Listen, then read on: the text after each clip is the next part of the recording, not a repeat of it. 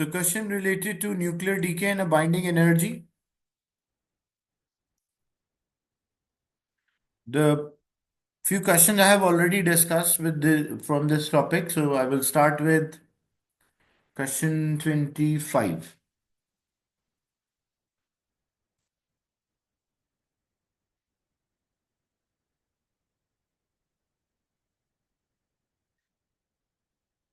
So this is a most repeated, you will find an important topic as variety of questions are there.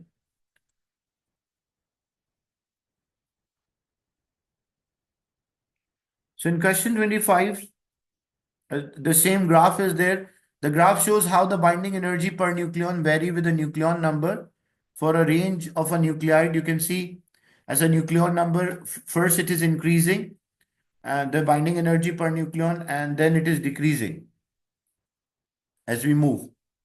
So what is meant by binding energy of a nucleus? So the definition of a binding energy, the energy which is needed or required to bind the nucleus within the nucleus. So how much energy we need to bind these nucleons within the nucleus we call binding energy. Or you can also say the standard definition is the energy released when a nucleon forms from the nucleus. That's a standard definition. Or energy required to remove the nucleons from the nucleus, that is the standard one.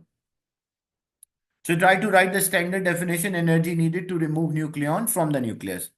Use a graph, explain why nuclear fission is only possible as energy source for massive nuclei. So why the heavy nucleus undergo a nuclear fission reaction? So what is the reason? Because fission is actually the splitting of the massive nucleus into a lighter. And as a result, when they turn lighter, the binding energy per nucleon increases. And as a fission or a splitting of a lighter nucleus require energy, so the binding energy per nucleon,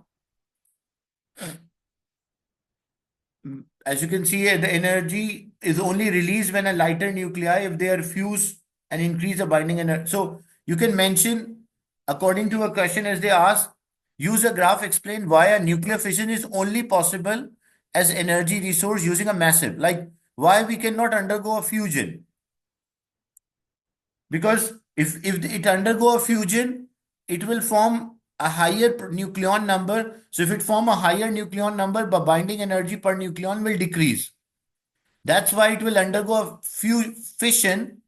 So when it will undergo a fission, the binding energy per nucleon will increase. And when binding energy per nucleon increases, the reaction will be exothermic. It releases energy as well. Is it clear why the heavy undergo a fusion? Fission rather than a fusion.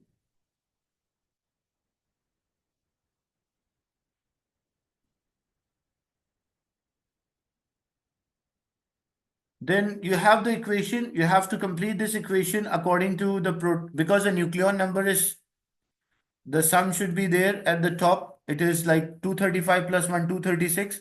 So we want to make 236 here. So this is 122 because 3, 125 and 111. So it will make 236. And the denominator number should be same. This is 92 and 0. So 48. So how many we are left with? We are left with 44. So we write 44 here. The fission is of one uranium nuclei releases 3.2 exponent negative 11. Calculate the energy in delta M that occur in a fission. So how we calculate the energy? E is equals to mc square, the mass defect into speed of light.